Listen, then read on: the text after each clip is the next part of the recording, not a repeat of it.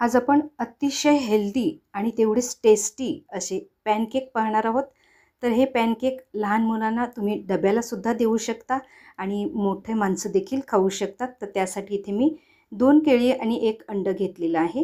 तर प्रथम आपण ही केळी सोलून मिक्सरमध्ये घालणार आहोत. तर त्याचे पीसेस करून घेऊया आणि मिक्सरमध्ये घालायचे आहेत.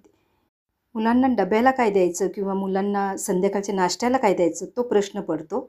तर हे पॅनकेक तुम्ही नक्की बनवा आणि मोठ्यांना आणि मुलांनासुद्धा खूप खूप आवडतील. आणि तुम्ही अंडं खात नसतील तर अंडं नाही घातलं तरी काही हरकत नाही. आणि विशेष म्हणजे ह्या पॅनकेकमध्ये मी बेकिंग पावडर किंवा बेकिंग सोडा वापरणार नाही. तर केळं मिक्सरमध्ये घातलेलं आहे. अंडंसुद्धा घालूया. त्यानंतर आपण ह्यामध्ये अ, गूळ घेतलेला आहे. 1 चमचा फक्त छोटा चमचा गूळ घातलेला आहे. तुम्हाला नको असल्यास काही हरकत नाही. आणि नारळ घेतलेला आहे. तर 2 चमचे नारळ घेतलेला आहे. 2 टेबलस्पून घेतलेला आहे. आणि दूध घालायचं आहे. तर दूध प्रथम मी थोडं घालून ते मिक्सरला लावून घेणार आहे. विदाऊट मिक्सरने सुद्धा तुम्ही बनाना मॅश करायचा. त्यानंतर बाउलमध्ये हे मिक्स करू शकता. तर हे बॅटर मोठ्या बाउलमध्ये काढून घेऊया. आणि इथे व्हॅनिला एसेन्स वापरू शकता. मी वेलची पावडर घातलेली आहे. तर त्यासाठी मी हे नाचणीचं पीठ घेतलेलं आहे. अतिशय पौष्टिक. तर मी ते 3 चमचे नाचणीचं पीठ घातलेलं आहे आणि हे मिक्स करून घ्यायचं आहे. नाचणी सत्व, नाचणीचे उकडीचे मोदक, नाचणीची भाकरी ह्या सगळ्या लिंक व्हिडिओच्या खाली दिलेल्या आहेत. पाहू शकता. 1 चमचा अजून घालणार आहे म्हणजे टोटल 4 चमचे नाचणीचं पीठ घातलेलं आहे. आणि छान बॅटर तयार झालेलं आहे. तर बॅटर जाड वाटल्यास आपण नंतर दूध घालणार आहोत. इथे 5 मिनिटं मी असंच ठेवून देणार आहे. त्यानंतर गरज वाटल्यास दूध घालू शकतो. बॅटर थोडंसं पातळ असल्यावर ते पॅनकेक छान मस्त असे पातळ होतात. त्यासाठी आपण दूध नंतर घालूया. तर 5 मिनिटे असंच आपण झाकून ठेवायचं आहे. त्यासाठी आता मी प्रथम थोडंसं चिमूटभर अगदी सैंधव मीठ घेतलेलं आहे. तुम्ही साधं मीठ देखील घालू शकता. तर हे बॅटर थोडंसं जाडसर वाटते. तर ह्यामध्ये मी अजून दूध घालणार आहे. तर जवळजवळ पाऊण कप मी दूध घातलेलं आहे.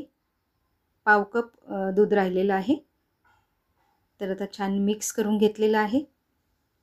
तर आपण पॅनकेक बनवणार आहोत. त्यासाठी गॅसवरती पॅन ठेवलेला आहे आणि साजूक तुपामध्ये हे आपण पॅनकेक बनवणार आहोत.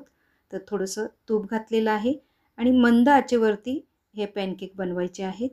तर आता बॅटर छान मिक्स करून थोडं थोडं असं छोटेसे पॅनकेक करणार आहेत. आमच्या जोईसाठी पाहिजे आहेत.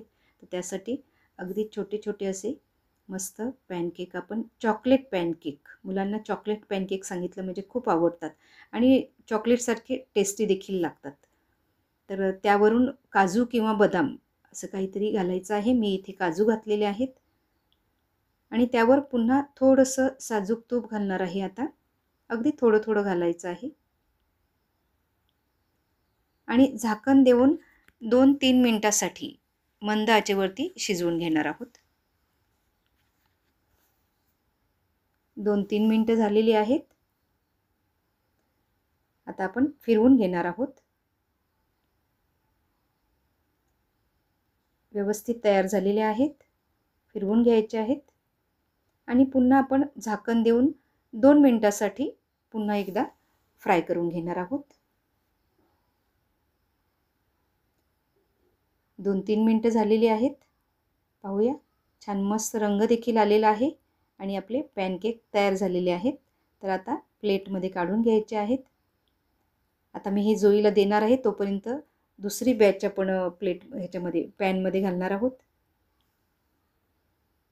तर दुसऱ्यांदा मी इथे बदामने ते सर्व केलेले आहेत. त्याच्यावर बदामाचे पीसेस घातलेले आहेत आणि खूप टेस्टी असे आपले हे पॅनकेक तयार झालेले आहेत. Chocolate pancake. हे पॅनकेकला खूप काही तयारी करायला लागत नाही. अगदी झटपट होतात. तर अशा प्रकारे आपले हे पॅनकेक सगळे तयार झालेले आहेत. तर ह्यावरून तुम्हाला मध घालायची असल्यास तुम्ही मध देखील घालू शकतात. मुलं आणखीन खुश होतील. तर आमचा हा व्हिडिओ पाहिल्याबद्दल खूप खूप धन्यवाद.